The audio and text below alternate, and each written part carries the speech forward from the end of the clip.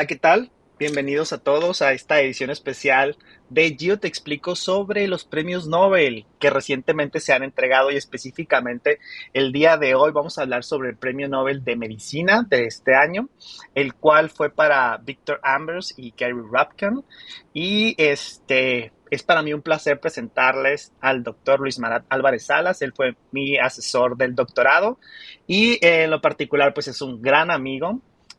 Y pues le extendí esta invitación para que estuviera y que nos acompañara el día de hoy. Y no solo por eso, sino porque además también es una persona, un científico muy íntegro. Y una de las cosas más importantes es especialista en microRNAs. Es uno de los pocos especialistas en México. eh, y esa es la razón de que esté el día de hoy aquí con nosotros. Bienvenido, doctor. Le Muchas voy a gracias, decir Giovanni, por la Luis. Yo invitación. le voy a decir Sí, Luis sí, a partir de este adelante. momento. ¿Cómo está? Bien, bien, aquí en el laboratorio, aquí en el Departamento de Genética y Biología Molecular de Sinvestav. Y pues sí, efectivamente, nuestras líneas de investigación, una de las más importantes sin duda es microRNAs, a lo que nos hemos abocado pues por la mayor parte de lo que llevamos del siglo XXI. ¿Y qué le pareció que en esta ocasión el premio Nobel fuera para esta línea de investigación? ¿Cuál fue su primera Bueno, impresión? todos, sí, todos los que usualmente estudiamos o tenemos como foco de estudio el RNA, hemos llegado a la conclusión de que el RNA es la molécula del siglo XXI, así como en el siglo XX la molécula del siglo fue el DNA.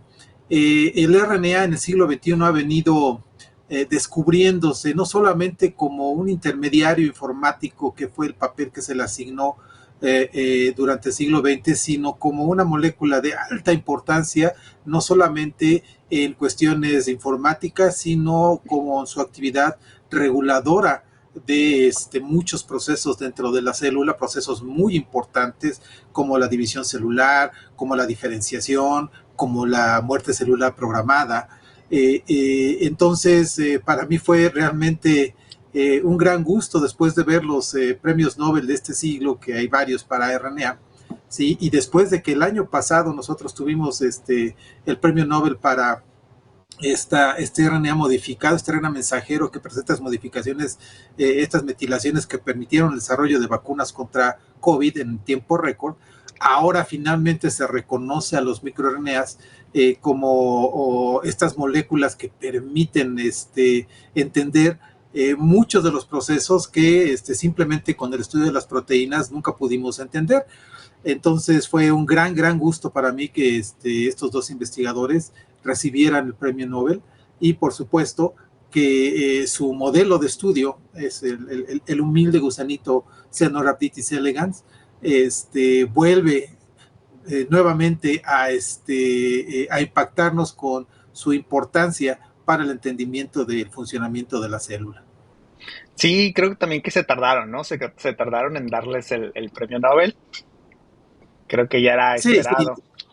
o sea, indiscutiblemente, ¿no? O sea, ¿cuánto pasó para que le dieran el premio Nobel a Caricó, ¿no? O sea, el descubrimiento de sus RNAs metilados y la fabricación de vacunas, y a los 2, 3 años le dan el premio Nobel.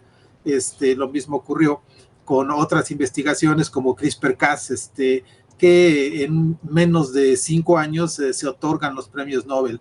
Pero en este caso sí tuvieron que esperar pues casi un cuarto de siglo para que se diera este premio Nobel. Ambos investigadores hicieron su gran aportación del descubrimiento de los microRNAs cuando eran muy jóvenes, empezando sus carreras científicas, y ahora por supuesto ya los dos son veteranos, pero esperemos que este retraso en el premio Nobel, por supuesto, traiga más atención en el mundo del RNA.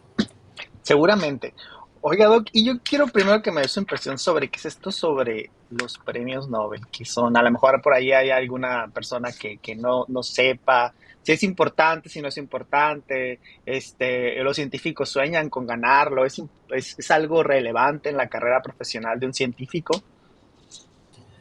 Bueno, los premios Nobel, como todos los premios, son bastante limitados. No hay grandes investigadores relevantes que nunca recibieron ni recibirán posiblemente el premio Nobel, y hay otros investigadores que por cuestiones esencialmente, digamos, del contexto, tiempo-espacio en el que se hace su descubrimiento, reciben estos reflectores. El premio Nobel fue esencialmente una respuesta de una figura claroscura en la historia de la ciencia, Alfred Nobel, un químico que hizo su gran fama y riqueza a partir de investigación en explosivos, en particular explosivos como el trinitrotolueno, el TNT. Sí que él envisionaba como una gran ayuda para la transformación de nuestro medio ambiente, sí, pero sabemos que los explosivos pues se usan mucho para matarnos los unos a los otros de las maneras más brutales que uno pudiera imaginarse, ¿no? Sin embargo, esta técnica de crear todos estos productos altamente nitrogenados para la generación de explosivos, ¿sí? Le dieron a Nobel pues una cierta reputación, no solamente como un gran científico y un gran administrador, porque su compañía hizo mucho dinero vendiendo explosivos, fabricando y vendiendo explosivos, sino además, pues hubo gente que lo criticaba mucho por el uso bélico de sus explosivos. Él no puede controlar el uso, desde luego, pero cuando muere el hermano de Alfred Nobel, cuenta la leyenda, y la gente se confunde, y en su elogía, pues muchas personas le criticaron esta cuestión de la crueldad y la capacidad destructiva de sus invenciones.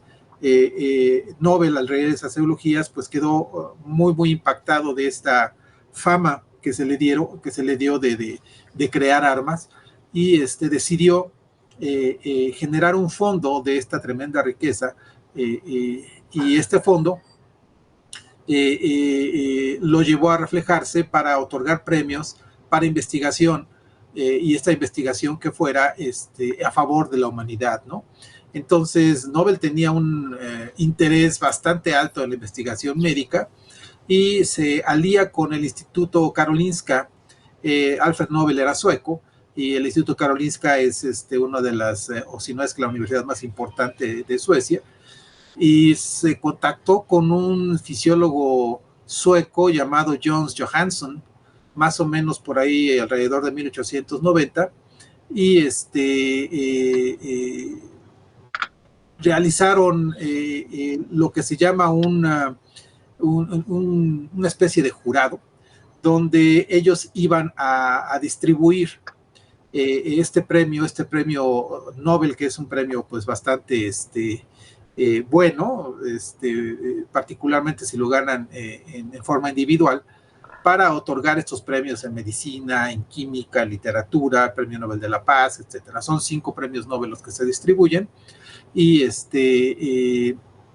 pues desde ahí se tomó esta cuestión en el Instituto Karolinska, donde se reúnen miembros del Instituto Karolinska y otros personajes internacionales para tener todo este proceso de nominación y finalmente determinar qué científico en el mundo merece el premio Nobel. Evidentemente, solo un puñado de científicos en toda la historia de la investigación biomédica han recibido el premio Nobel, y es un premio de fama no solamente mundial, sino de fama básicamente, mientras exista el ser humano, los premios Nobel van a ser recordados, ¿no? No significa que sean los mejores investigadores del mundo, pero sí significa que hicieron investigaciones altamente relevantes en favor de lo que se considera la humanidad. No se otorgan premios Nobel a personas que están involucradas en investigaciones de armas biológicas o de explosivos o de ningún tipo de invención que pudiera en un momento dado resultar en contra de el desarrollo sustentable y pacífico de la humanidad. Entonces, pues sí, como en todos los procesos de selección, siempre hay una discusión, siempre hay gente que está inconforme porque considera que ha hecho aportaciones muy, muy grandes hacia la investigación científica pacífica, pero esencialmente se trata de distribuir. Tiene sus particularidades el premio Nobel. El premio Nobel, por ejemplo, solo se puede otorgar a un máximo de 3 personas por año. Nunca se ha otorgado un premio Nobel a 4 personas, y esto ha llevado a muchas injusticias a lo largo de la historia del premio Nobel. También hay problemas de género, hay muy pocas mujeres que han sido laureadas con el premio Nobel, la mayor parte de ellas en este siglo, ¿sí? Y pues también respecto a la cuestión de la edad, el laureado Nobel más joven ha tenido 31 años, y hay otros, recordaremos a investigador, un físico que le dieron el premio Nobel básicamente medio siglo después de su aportación, ¿no? ¿Se acuerdan del bosón de Higgs? Y pues él ya estaba llegando a los 90 años, ¿no? Cuando finalmente se dieron cuenta de la importancia de su investigación. Entonces sí, es un premio de mucho prestigio, todo mundo quiere o sueña con ganar el premio Nobel, pero pues como todos los premios hay que tomarlo con mesura. Es imposible darle un premio a todas las personas que en un momento dado han hecho contribuciones valiosas, y pues muchas investigadoras han ido y venido y nunca figuraron entre los nominados para el premio Nobel. Correcto, ¿no? Creo que esta parte del reconocimiento profesional por los colegas, queda de manifiesto en el momento en el que una persona pues es reconocida, y como bien lo dice, pues no existen los recursos, ni el tiempo, ni el espacio como para reconocer a todos lo que hacen, a todos los investigadores que hacen aportaciones, pero pues créeme que, bueno, a los escuchas, créanos que muchos científicos, pues soñamos con ganar un Nobel algún día en la vida. Digo, todavía, si lo ganaron a los 90, todavía hay espacio como para poder empezar algo, ¿no? Que salga alguna investigación que realmente pueda ser reconocida por este gremio, y que se le reconozca a uno, ¿no? Pero vamos, algo a lo mejor importante es, a pesar de que los premios son interesantes, importantes, y que soñamos con ellos, no es lo que conduce nuestro hacer o nuestro quehacer diario científico, ¿no? Entonces, uh, pues estos investigadores son reconocidos, pero ¿por qué se les dio el premio, Doc? Cuéntenos. Bueno, en este año, en el 2024, se otorgó el premio Nobel en Fisiología o Medicina, conjuntamente a Victor Ambros y Gary Ruvkun, ¿sí? Por el descubrimiento del microRNA y su papel en la regulación génica posttranscripcional. Su investigación original es el título de lo que les dio el Instituto Karolinska. Su publicación clave para esto fue dado en 1993, es decir, pues casi 31 años después de que ellos publicaron, y que eran unos jovenazos, describiendo este microRNA y describiendo todo este pequeño universo que es el microRNA. La gente de mi generación pues tuvo la oportunidad de conocer el mundo de la biología molecular antes de los RNAs no codificadores y después de los RNAs no codificadores. Entonces este hallazgo en 1993, año que es muy particular para mí porque fue cuando yo me fui a hacer mi postdoc, y me encontré con el mundo del microRNA de golpe, ¿sí? Y pues desde entonces me enamoré del RNA. Sí, soy un súper fan del RNA. Hay una pregunta, o sea, eso quiere decir que no solo, o sea, el RNA ya existía, ya se conocía y hacía algo. Ajá. Y además se descubrieron los microRNAs. Entonces, en este contexto de biología, pues, ¿cuáles son esas moléculas que están implicadas en que nuestro sistema funcione? Y para después poder introducir que, además de los RNAs normales, que ahorita nos dice cuáles son, existan todavía unas versiones chiquitas. Sí. Verás, desde el siglo XIX, cuando se descubren los ácidos nucleicos, se descubre que hay dos variantes de los ácidos nucleicos, que es el ácido desoxirribonucleico, ADN en español o DNA en inglés, y el ácido ribonucleico, ARN en español o RNA en inglés. Estas dos moléculas, pues, no se sabía muy bien para qué servían, son relativamente fáciles de aislar porque se presentan en grandes cantidades en todas nuestras células y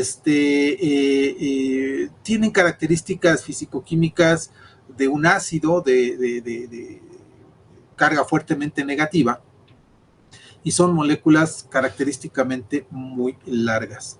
No fue sino prácticamente hasta mediados del siglo XX, después de que Mischer descubre el DNA, ¿sí?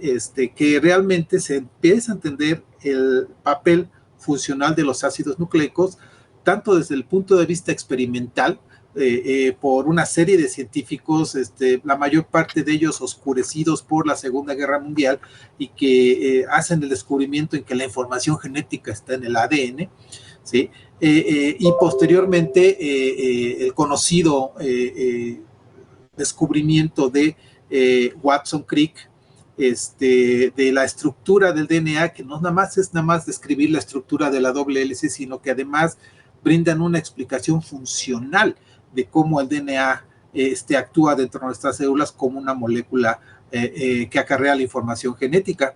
Si quieres, aquí te puedo subir una presentación. Sí, claro. Para nuestro auditorio esta parte es súper interesante, ¿no? Estamos hablando de moléculas que están, que conducen los procesos biológicos básicos. Entonces, una de las partes más interesantes que siempre les digo que es de las películas de ciencia ficción es la doble hélice del DNA. Entonces, del DNA estamos hablando de la molécula que almacena nuestra información genética y cuando hablamos de RNA es una molécula intermedia que lleva un mensaje, más o menos así es como lo explicamos. Y una de las cosas que decía el doctor, tienen carácter ácido, ¿no? Regularmente tendemos a asociar ácidos con líquidos que son peligrosos, etcétera. Y en este caso, pues, desde el punto de vista químico, tienen características particulares que no son relevantes para esta explicación. Pero lo que sí es relevante es cuál es la función de estas moléculas y cómo eso permite la vida como la conocemos actualmente. Entonces, por ahí de 1958, Francis Crick, uno de los descubridores de la estructura del ADN, propone cómo la información genética fluye en todas nuestras células. ¿Sí? Toma, por supuesto, al DNA como una molécula central donde se almacena toda la información, se replica y se hereda a la siguiente generación. ¿Sí? ¿Qué quiere decir eso de replicar, Doc? De replicar es hacer una copia fiel de la información genética. Esa es quizás la gran virtud de la estructura de doble cadena, porque tenemos dos cadenas de DNA en realidad, ¿sí? Entonces, ¿qué quiere decir eso? Que ambas cadenas nos pueden servir como un molde para generar una copia codificada, por supuesto, de cada una de las cadenas. Cuando la célula se divide, tiene que heredar esa información. Si esa información, cómo se hereda, pues siempre fue un gran problema porque la gente no se explicaba cómo se heredaba la información. El modelo de Watson Crick, por supuesto que explica en detalle cómo va a hacerse esta información. Se hace de una manera semiconservativa. ¿Qué quiere decir? Que de estas dos cadenas madre se van a abrir y a través de una enzima conocidas como DNA polimerasas en un proceso conocido como replicación o síntesis de DNA, se va a hacer una copia de cada una de estas cadenas madre para hacer una cadena hija que va a ser igual, va a tener la misma información que la cadena madre. Y cada una de estas dos cadenas dobles que tenemos ahora se hereda a las células hijas. Ese es el proceso de síntesis de DNA y de replicación del DNA que nos permite heredar nuestra información de una manera bastante fiel. Ahora, esta información en el DNA, ¿sí? Es simplemente información. ¿Sí? Si nosotros lo pudiéramos asemejar, es lo que ustedes tienen en el disco duro de su computadora. Ahí está la información, pero para que sea útil esa información, pues la tengo que sacar del disco duro, ¿sí? Y la tengo que llevar a mi pantalla para poder utilizar esa información a través de la pantalla y el teclado, ¿sí? Pues bien, en el caso de la célula, en general, las que llevan a cabo todas las actividades son proteínas. ¿Sí? Entonces, ¿cómo pasa la información del DNA hacia la proteína? Y es cuando Francis Crick describe que existe una molécula intermediaria, la cual conocíamos que se aísla muy fácilmente de las células, que es el RNA. El RNA tiene la misma naturaleza química del DNA, pero solamente tiene en general una cadena en una célula, es decir, no tiene doble cadena. Simplemente toma la información del DNA, ¿sí?, que es transcrita en el RNA y que posteriormente va a ser traducida en la proteína. Veámoslo como nuestro cuaderno de la escuela. Si yo voy a la escuela continuamente, pues tomo mis notas, ¿no? Y un día no voy, por alguna razón no puedo ir. ¿Qué es lo que hago? Le pido a mis compañeros que me permitan copiar los apuntes de la clase a la que falté. Entonces, ¿qué es lo que hago cuando agarro sus notas? Pues las copio, ¿no? Estoy haciendo una transcripción de la información que tenían mis compañeros en sus libretas para generar una copia que me va a servir a mí porque esa información la puedo digerir. Ahora, posteriormente a que yo tengo mi copia en mi cuaderno, ¿sí?, alguien me pide que le pase esa copia, pero no en idioma español, si lo quiere, la quiere en inglés. Entonces, ¿qué es lo que tengo que hacer? Tengo que traducir la información del español al inglés.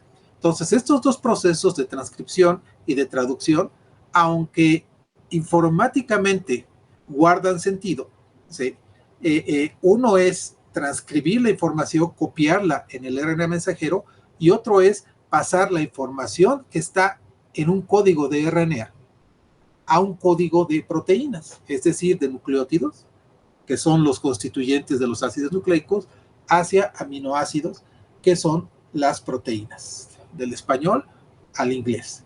Entonces, este proceso de transcripción, que es la síntesis de RNA, y de traducción, que es la síntesis de proteínas, describen qué es lo que ocurre con la información genética. Se almacena y se replica en el DNA, se transcribe en el RNA mensajero y se traduce en una proteína que es la que lleva a cabo la función. Ese es el mundo de la información genética con el que se casó, pues esencialmente generaciones y generaciones de biólogos moleculares, sí, porque ocupó la mayor parte de la segunda mitad del siglo XX. Esto es lo que todavía en algunas escuelas mexicanas se enseña. ¿Sí? Esencialmente es verdadero, pero a través del tiempo, este proceso de información, de flujo de información, se actualiza y cambia. Ya no es esta manera de que se hacen las cosas han cambiado, y por lo tanto, este tipo de actividades que tiene la célula han generado un gran interés por investigación, particularmente nuestra visión del RNA como una molécula intermediaria ha cambiado. No solamente es un intermediario informático, sino es una molécula que activamente regula los procesos celulares. El descubrimiento de los microRNAs se refiere al descubrimiento de una gran pregunta que existió muy al principio de cuando se hace el genoma humano. El proyecto del genoma humano reveló que tenemos aproximadamente 10,000 genes que codifican para proteínas. El resultado final es como 30,000 genes que codifican para proteínas. Pero esto es alrededor de 1.5% del genoma. Entonces, ¿qué es lo que ocurre aquí? ¿Qué quiere decir esto? Que el 98.5% del genoma no se transcribe, no pasa a RNA. No, eso es falso. Después descubrimos que alrededor del 90% de nuestro genoma se transcribe en un RNA. Entonces tenemos RNAs que no codifican para proteínas. Y estos RNAs que no codifican para proteínas son exactamente los microRNAs, entre otros muchos RNAs no codificadores. Ok, entonces, si entiendo bien, nada más así como una reflexión, ¿no? El flujo de información dentro de nuestras células viene de la molécula donde almacenamos la información, que es el DNA, y de ahí viene un mensaje que eventualmente se transforma en una proteína. Las proteínas las asociamos con o en aquel entonces los asociábamos con aquellos productos que hacían cosas, ¿no? Las proteínas son las que construyen células, las que construyen estructuras celulares per se, y también son las que llevan a cabo reacciones químicas que esencialmente permiten la vida, como la obtención de glucosa o la destrucción de glucosa para obtener energía. Pensemos también en que las proteínas conducen o transportan algunos elementos indispensables para la vida como el oxígeno, etcétera. Y entonces, ahora en este descubrimiento, estamos dándole un papel funcional al RNA mensajero más allá de solo llevar la información de un lado a otro, sino que entonces a través de esta molécula y de las versiones pequeñas podemos controlar si una proteína está presente o no en un contexto celular. Esa sería la parte como ahora, ok, si esas pequeñas moléculas de RNA pueden controlar si existe o no una proteína, entonces, ¿qué importancia me da eso? Sí, hay una cuestión muy interesante, ¿no? A pesar de que muchos genes se pueden transcribir en mensajeros, a pesar de que esos mensajeros existen en la célula, no se traducen en proteínas. Se quedan ahí, inmovilizados en el tiempo, hasta que la célula da una instrucción para que esos RNA mensajeros sean traducidos. ¿Qué ventaja esto tiene para la célula? Bueno, desde luego, si tenemos que reaccionar a una condición medioambiental de una manera repentina, ¿sí? Si nosotros iniciamos un proceso de transcripción, lleva mucho tiempo, la célula moriría antes de poder responder a este estímulo ambiental. Entonces, la complejidad informática de la célula se incrementa al menos por varios grados de magnitud, porque no solamente tenemos la información acarreada en el DNA, sino tenemos la información espacio-temporal que se queda almacenada en el RNA. Entonces, no solamente es lo que podamos heredar, sino cómo utilizamos la información en el contexto de la célula, dependiendo si se trata de una célula que pertenece a un organismo multicelular y que está diferenciada o está especializada en cierto tipo de actividades, ¿no? Por ejemplo, a pesar de que nosotros tenemos la misma información genética en todas y cada una de nuestras células, no todas las células expresan los genes que puede codificar, ¿sí? Y entonces nos lleva, pues, ¿cómo se da este proceso entonces, no? O sea, ¿cuándo la célula va a poder utilizar la información que lleva, ¿sí? Y para eso necesitamos el contexto en donde se encuentra esta célula y en qué tiempo de ese contexto se encuentra la célula. Por eso hablo de un contexto espacio-temporal que es regulado esencialmente no solamente por proteínas, sino también por ARN, en tanto que el ADN se queda como una molécula que es altamente especializada, es muy buena para guardar información, ¿sí? Pero es una molécula muy estable, ¿sí? A través del tiempo. Nosotros podemos ir y sacar una momia de hace 5,000 años o inclusive un mamut de hace 10,000 años o 8,000 años, ¿sí? Y obtener DNA, así de estable es, ¿no? En cambio, el RNA no es estable. El RNA tiene muchos cambios, se modifica y tiene muchas funciones dentro de la célula, no solamente como un intermediario informático, sino como un regulador espaciotemporal de la fisiología de la célula. Entonces, cómo se prende un gene y cómo se apaga un gene tiene mucho que ver tanto de su proceso de transcripción como qué es lo que ocurre después de que está en el RNA mensajero. De ahí es que existen todas estas familias que constituyen miles de RNAs no codificadores regulatorios que permiten mantener una homeostasis en la célula. Ok. Entonces, el descubrimiento de los microRNAs abrió todo un nuevo panorama para entender cómo la célula controlaba procesos. Ok, Así es. me ayuda poniendo su cámara en... ándale, ahí está. O sea, lo que quiero transmitir acá es cuán importante o por qué estos dos investigadores se hicieron acreedores al premio Nobel, por qué su investigación realmente revoluciona el contexto de la ciencia. Eh, ¿Fue importante? ¿No fue importante? ¿O a qué nivel de importancia tiene este descubrimiento, no? Es muy importante. Fíjate que estos dos investigadores estudiaban un modelo, un gusanito, Cenorhabditis elegans, esencialmente eran gusanólogos. Cenorhabditis elegans es un modelo de estudio muy simple, es un gusanito, un nemato de vida libre, que es básicamente transparente, mide alrededor de 1 milímetro de longitud y es muy fácil de cultivar. ¿Sí? Entonces, esencialmente, pues, ¿quién quiere estudiar esas cosas, no? O sea, pues, nadie, ¿no? No obstante, tiene una importancia radical. Por ahí, en estas épocas que les contaba de Watson Crick y el descubrimiento de la estructura del DNA, se ¿50, habla mucho, 60?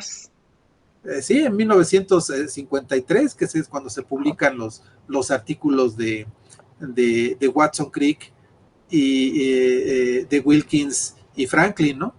En esa época, pues surge una figura que se llamaba Sidney Brenner, un investigador inglés apasionado del ácido, de los ácidos nucleicos, y que colabora con descifrar el código genético, es decir, la forma en que las proteínas están codificadas en el DNA.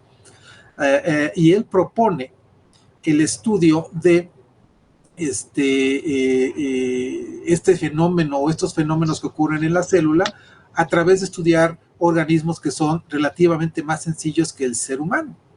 ¿Sí? No puedo yo dejar de ser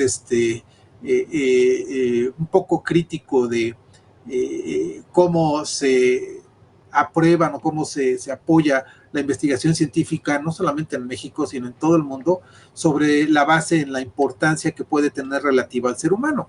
Repito, este es un gusanito de vida libre, sí, que no causa daños, que no es parásito de nadie, simplemente vive su vida alegremente ahí en la tierra, sí, y se alimenta de bacterias, ¿no? Entonces, Sidney Brenner se da cuenta de que es muy fácil propagar este organismo en un medio de cultivo muy, muy sencillo, muy barato de hacer, y pues genera toda una escuela de gusanólogos, y Cenorhabditis elegans se convierte quizás en uno de los organismos, si no es que en el organismo más importante para la biología molecular de organismos multicelulares. En este gusanito se han descrito tantos procesos fundamentales para el ser humano que el mismo Sidney Brenner recibió el premio Nobel, ¿sí? Por sus estudios en Cenorhabditis elegans y porque dejó una escuela de gusanólogos, ¿sí? Que se fundamentaron su estudio en Cenorhabditis elegans. Una de las características importantes de Cenorhabditis elegans, aparte de ser transparente, lo que nos permite ver qué es lo que ocurre dentro de él, es que, como muchos otros pseudocelomados, es decir, este grupo de organismos como los nemátodos, ¿sí? Presenta un fenómeno muy interesante, que es un número de células constante. Es decir, el número de células que tiene Cenorhabditis elegans permanece sin cambiarse en diferentes organismos. Es un mecanismo o es una característica que se conoce como el fenómeno de Eutelia, ¿sí? Y entonces uno puede estudiar las estirpes celulares desde que se origina un huevito fecundado. Entonces, se pueden hacer el número de divisiones y rastrear la filogenia de cada una de las células que compone al organismo. Esto es un fenómeno increíblemente importante porque yo puedo rastrear a través de la vida del organismo cuáles células se conservan y cuáles células no se conservan. ¿Sí? En Cenorhabditis elegans se describe, por supuesto, la muerte celular programada o apoptosis, ¿sí? Un fenómeno importantísimo, particularmente en cáncer y en inmunología, ¿sí? Y estos señores pues empiezan a observar, ¿sí? Una serie de genes, ¿sí? Caenorhabditis elegans es el primer organismo multicelular cuyo genoma se secuenció por completo, ¿sí? Es también, entonces nosotros sabíamos todos los genes que contenían ya a principios de los 90, el genoma de Caenorhabditis elegans ya estaba disponible para aquellos que nos interesaba la biología molecular y representaba un hito en la tecnología porque es el primer metasuario, ¿no? Todos decíamos, ¿cuánto tiempo para la secuenciación del genoma humano? Pensábamos que no lo íbamos a ver y que, como ves, 7 años tenían ya el primer borrador de la secuencia del genoma humano, pero este pinchito fue el que nos ayudó a tener esa información y, por supuesto, a entender cómo podemos procesar esa gran cantidad de información. Entonces, podemos ver qué genes se prenden y qué genes se apagan durante el desarrollo embrionario del gusanito de C. elegans y posteriormente también en procesos de envejecimiento, ¿no? O sea, es increíble todo lo que podemos ver en este pequeño animalito. Y entonces empiezan a observar, ¿sí?, que hay genes que se expresaban en Caenorhabditis elegans, pero no podían identificar la proteína. Ok. Y esto era un reto al dogma central de la biología molecular, que es el propuesto por Francis Crick, donde el DNA pasa mensajero y pasa proteínas, ¿sí? Ellos, como yo, recibieron el mismo tipo de educación y la misma información. Es el dogma central de la biología molecular. La información está en el DNA, se transcribe a RNA y se traduce en la proteína, y la proteína es la que lleva a cabo la función. Si yo no encuentro la proteína, entonces, ¿para qué se produce un RNA? Okay. ¿Cierto? Hay RNAs especiales como el RNA de transferencia o el RNA ribosomal, que son RNAs que cumplen funciones dentro de la célula, pero todas estas funciones siempre están asociadas a la síntesis de proteínas.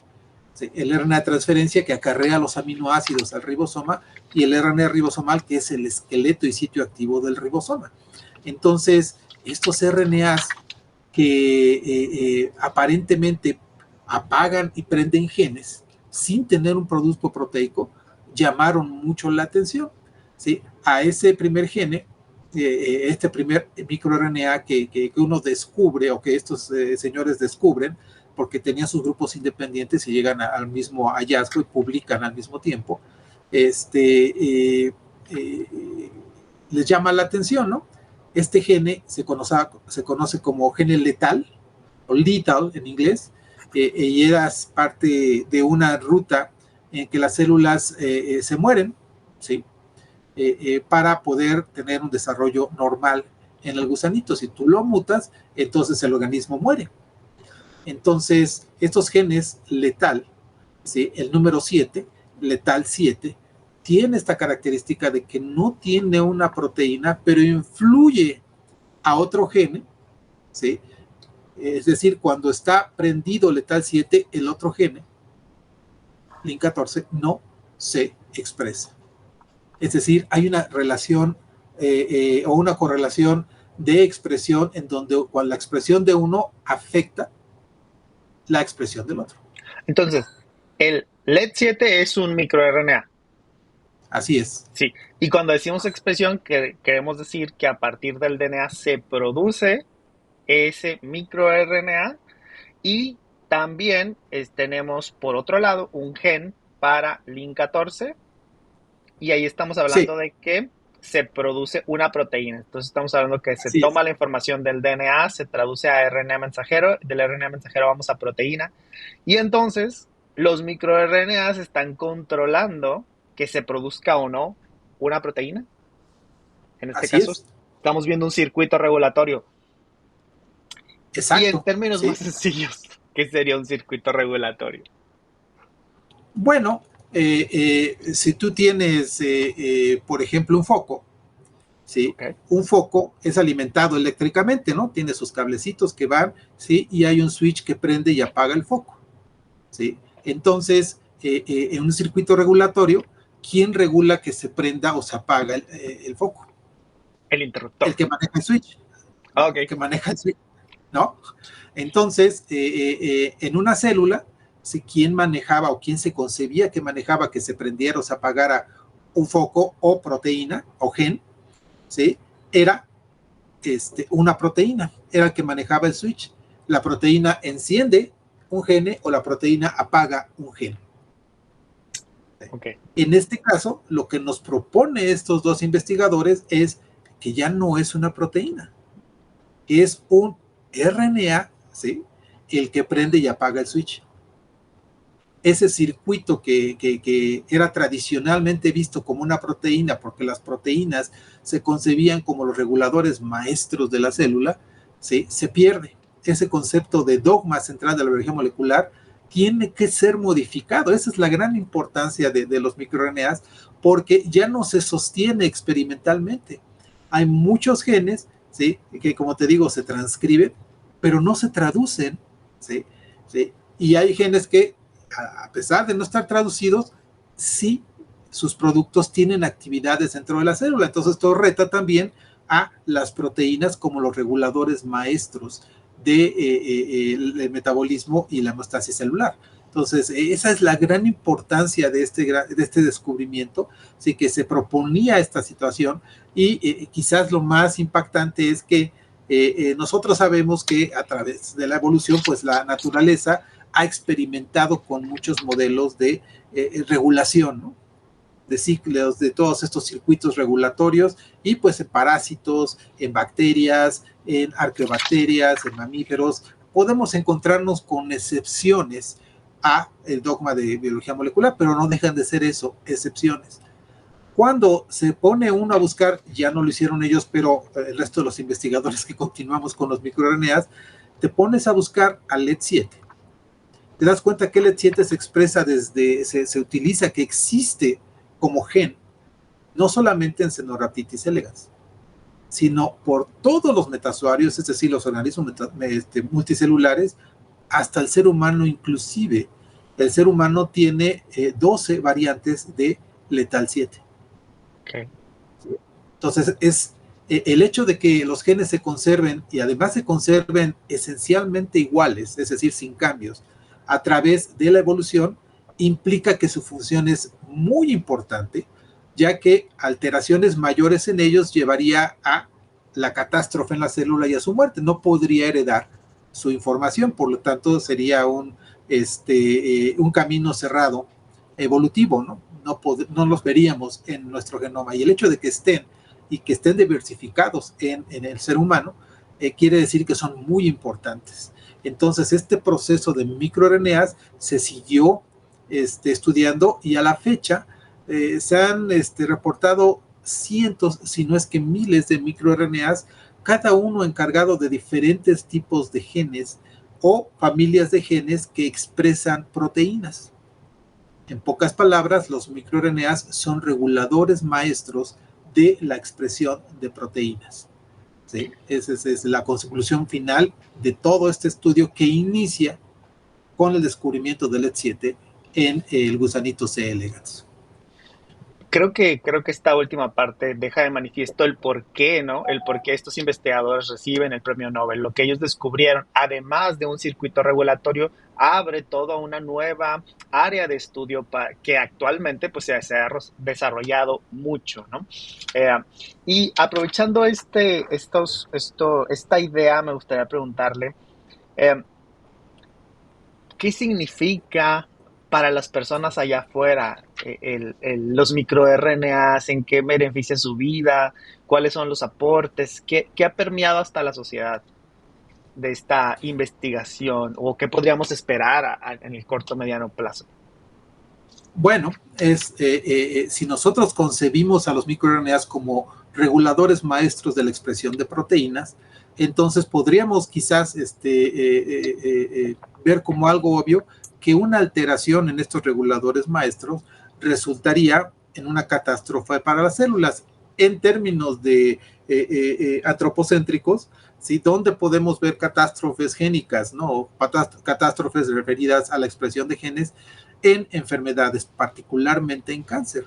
Sucede que a medida que conocemos más microRNAs y sus funciones, vemos que estos reguladores maestros están encargados de llevar a cabo funciones como la división celular, como la diferenciación celular, como la muerte celular programada. Entonces están implicados en muchos padecimientos, particularmente en cáncer. Es interesante porque en cáncer tenemos una proliferación exagerada de células desregulada, tenemos bloqueada por lo tanto a la diferenciación y también tenemos bloqueado a la apoptosis. Entonces, en cáncer, los microRNAs han encontrado una manifestación que nos permite entender muchos de los procesos que ocurren en este padecimiento, ¿sí? Y pues ahora, en lugar de andar mapeando proteínas, nosotros mapeamos RNAs o microRNAs, ¿sí? Que se encuentran alterados de alguna suerte en diferentes tipos de tumores, ¿sí? Para poder entender cómo se progresa un tumor y por lo tanto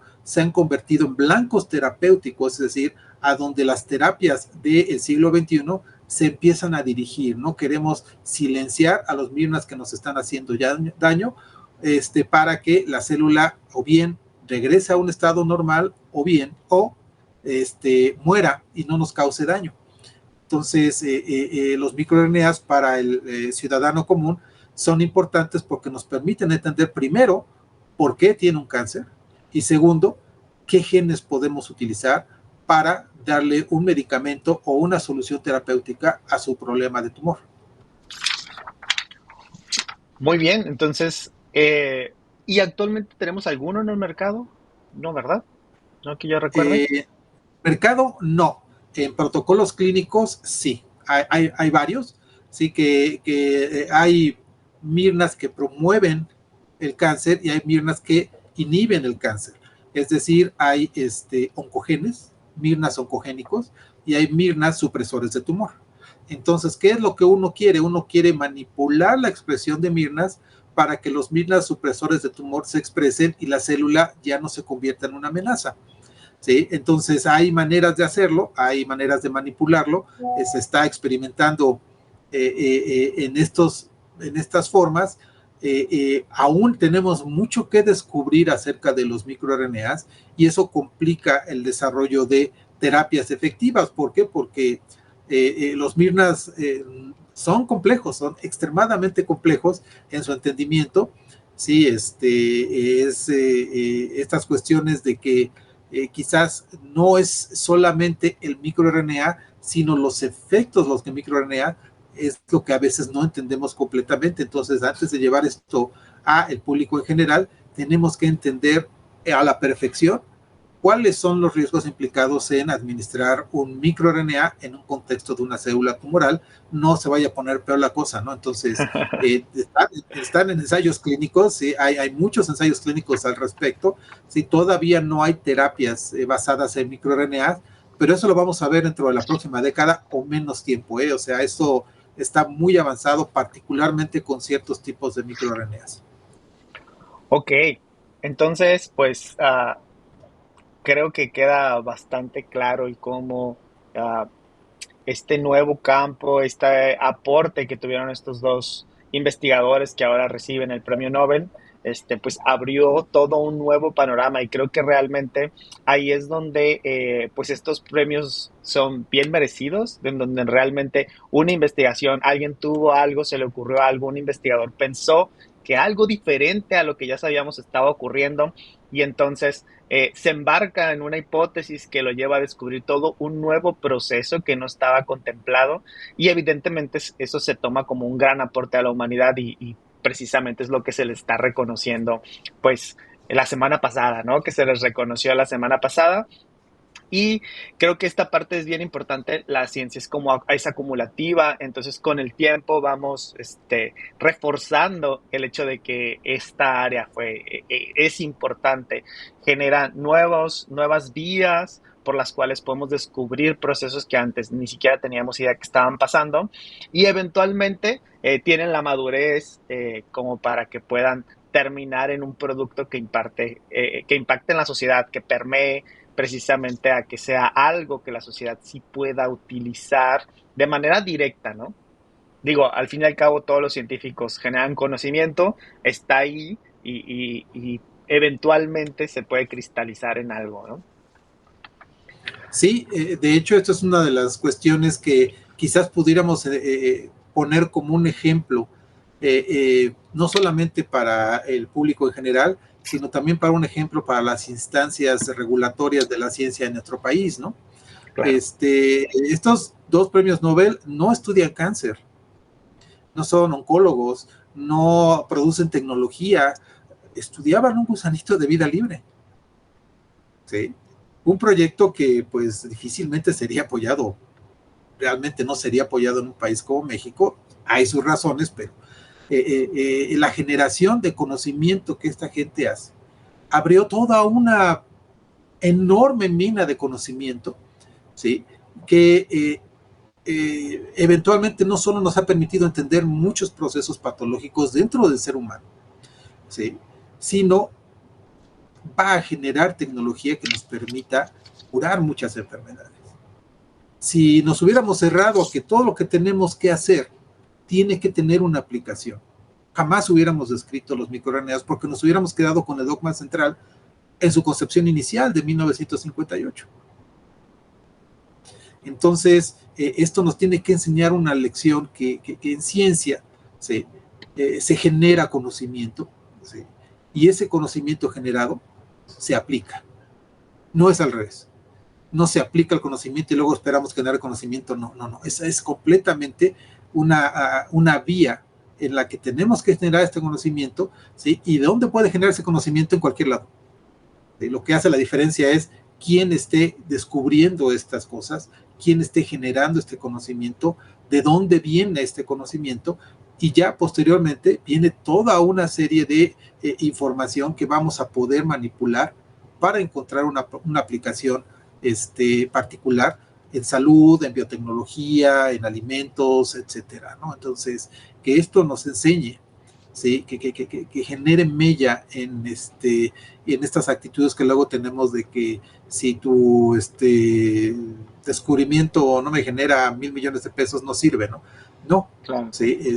No solamente es que hayan sido laureados con el premio Nobel, sino para que todos los que hacemos ciencia básica nos motivemos, ¿no? De que sigamos, de que generar conocimiento es importante, ¿no? No lo podemos dejar de lado.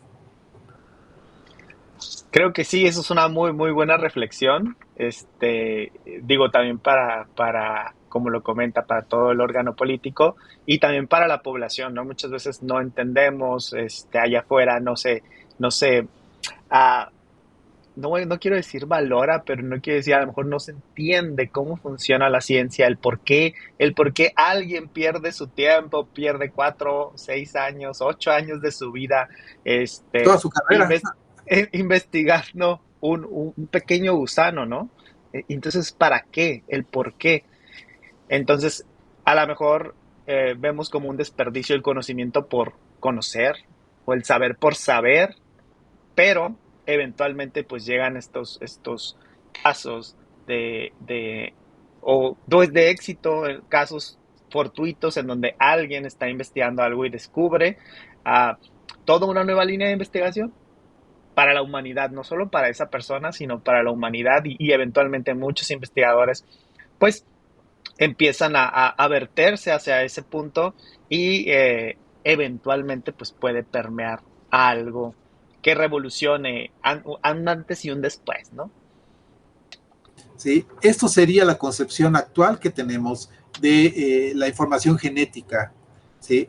El DNA como una molécula altamente especializada y que hereda la información, pero el RNA, ¿sí? En todas sus formas y funciones, como una molécula maestra, tanto para guardar información genética, como para transferir la información genética hacia la síntesis de una proteína y para regular la actividad de estas proteínas en el contexto celular. Esto es el flujo de la información genética actual, el RNA como una molécula central, ¿sí? Y el DNA y las proteínas como versiones especializadas de las funciones de un RNA. Esa sería la idea que me gustaría dejar en la mente de las gentes, ¿no? El RNA como la molécula central de la vida. Nótese el investigador de RNA reivindicando al RNA. Claro. Está interesante y creo que incluso lo comento siempre con mis alumnos cuando les hablo de esto.